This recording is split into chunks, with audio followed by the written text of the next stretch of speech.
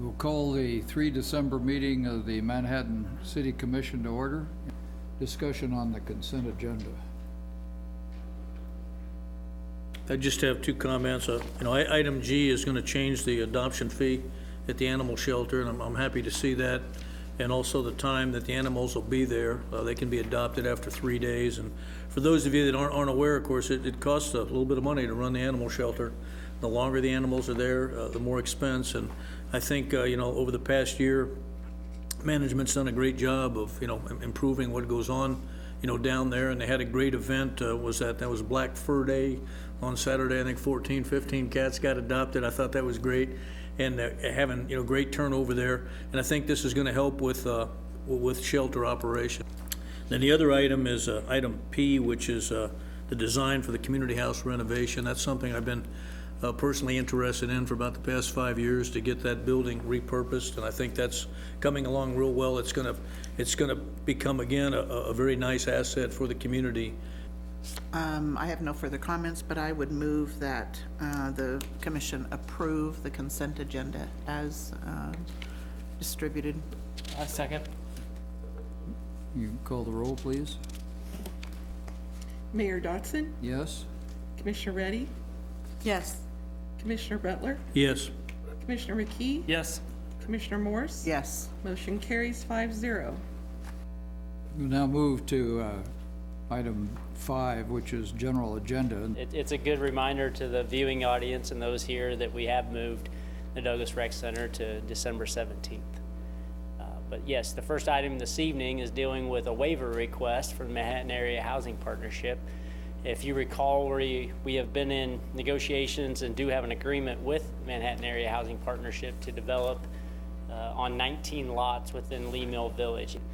When we were negotiating that contract and talking about that land transfer, there was a request for us to consider waiving the building permit fees and the water and sewer connection fees for each of these sites.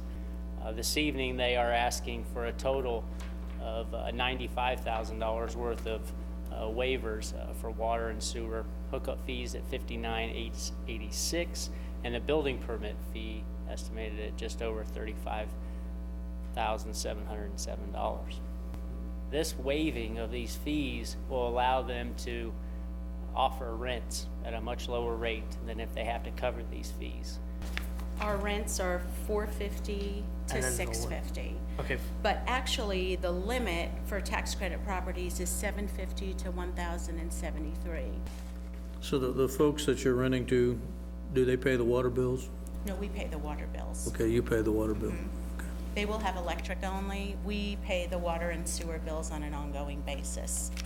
Yeah, I just want to say I'm not not supportive at all of the utility connection fees, because we continually go to that fund and take money out of it all the time, and every year we're raising the water rates 3%, 5%, and that's why I asked the question: who's paying the water bill? So this isn't going to help you, because your water bill is going to keep going up, and so I for sure can't support the utility connection fee.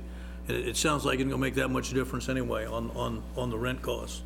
And I don't think we should do that for just about any project. I could see doing it for the USD simply because that was one taxpayer pot going into another one. If we charged them, the taxpayer is going to pay no matter what on that. But this is a case where no, I can't support that at all.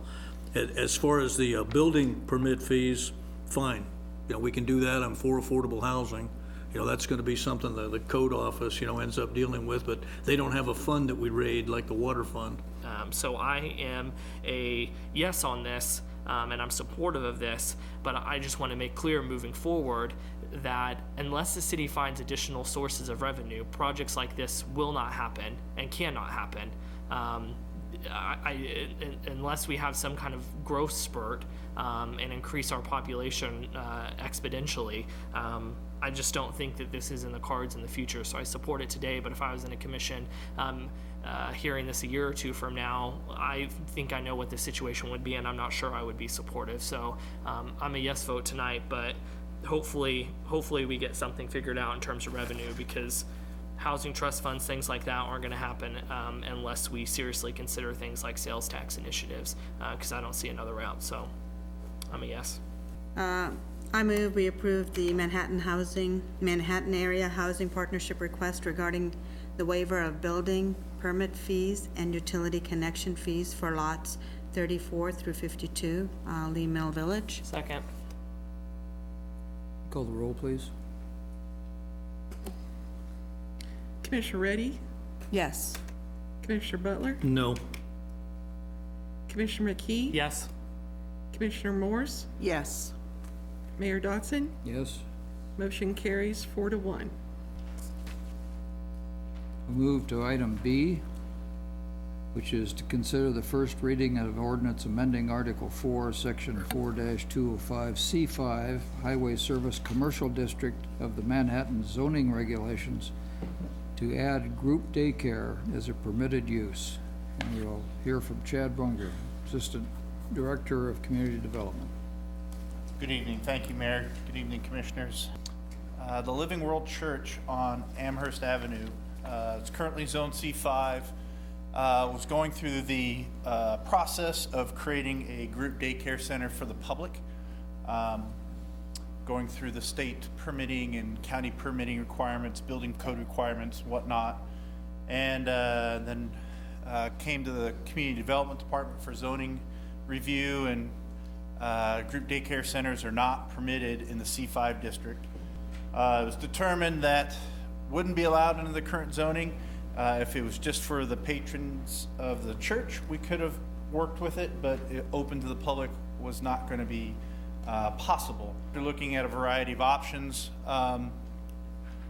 Staff settled on proposing amending the C5 Highway Service Commercial District to allow group daycares.